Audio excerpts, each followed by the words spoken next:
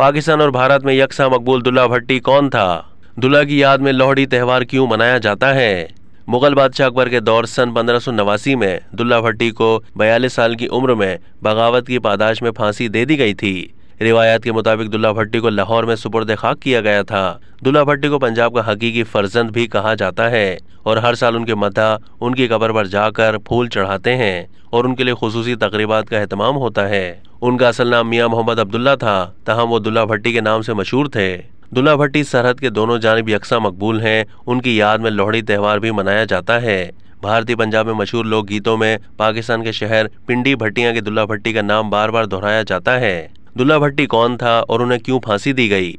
इस हवाले से मौरखीन बताते हैं कि रिवायात के मुताबिक 2 हिंदू लड़कियों को मुगल बादशाह अकबर के लोगों ने अगवा करने की कोशिश की थी, तो दुल्ला भट्टी ने उन्हें बचाया था। ये भी कहा जाता है कि वो दोनों लड़कियां बहनें थीं और एक पंडित की बेटियां थीं। दुल्ला भट्टी ने उनकी शादी करवाई और दुल्ला भट्टी ने कहा कि बेटियों को ऐसे रुखसत किया जाता है। पंजाब यूनिवर्सिटी के साबिक प्रोफेसर जुबैर अहमद का बताना था कि दूल्हे की कहानी 18वीं सदी में सिखों की मिसलें होती थीं, जिनसे ये मशहूर हुए। उनका सिखों और हिंदुओं से ताल्लुक था। फिर पंजाब में जब नहरी निज़ाम आया तो दूल्हे की कहानी सामने आई। दूल्हे का नाम हमारे लोक गीतों में है। जुबैर अहमद जुबैर कहते हैं कि मालूम नहीं कि लाहौर में दरियाफ्त होने वाली कब्र उनकी है या नहीं। वसूख से कुछ नहीं कहा जा सकता, लेकिन रिवायात में है कि दुल्ला भट्टी को मोची गेट के पास फांसी दी गई और उनकी कब्र लाहौर के मियानी साहिब कब्रिस्तान में है। पिंडी भट्टियां के दुल्ला भट्टी ने टैक्स आबियाना अदा करने से इनकार किया और उनको फांसी दिए जाने के वक्त वहां अपने दौर के एक मारूफ शायर शाह हुसैन भी मौजूद थे।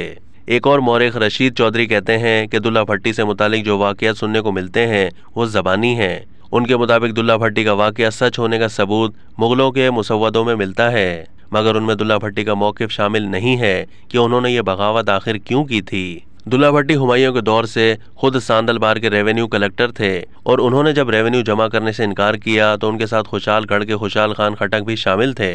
इस हिस्से में मुगलों का वजूद इस तरह नहीं था, मगर दुल्ला भट्टी जैसी तहरीकों को कुचलने के लिए अकबर बादशाह खुद 14 साल तक तख्त लाहौर पर आकर बैठा और फिर बिलाखिर दुल्ला भट्टी को गिरफ्तार करके सरेआम फांसी दे दी गई।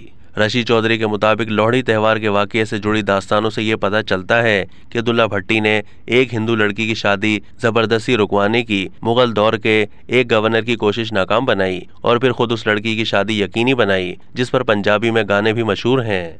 दुल्ला भट्टी के हिंदू लड़कियों की शादी करवाने वाले वाक़ये को लोहड़ी यानी आफत से ताबीर किया जाता है। लोक दास्तानों के मुताबिक दुल्ला भट्टी ने इस आफत का रुख मोड़ दिया था, तो इस वजह से अब उनकी याद में पाकिस्तान और भारत में लोहड़ी का त्यौहार भी हर साल 13 जनवरी को मनाया जाता है।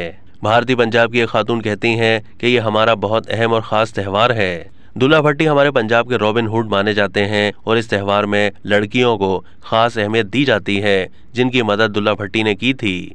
अब तक के लिए इतना ही। मज़ीद मालूमात के लिए डेली जंग के YouTube चैनल को सब्सक्राइब कीजिए।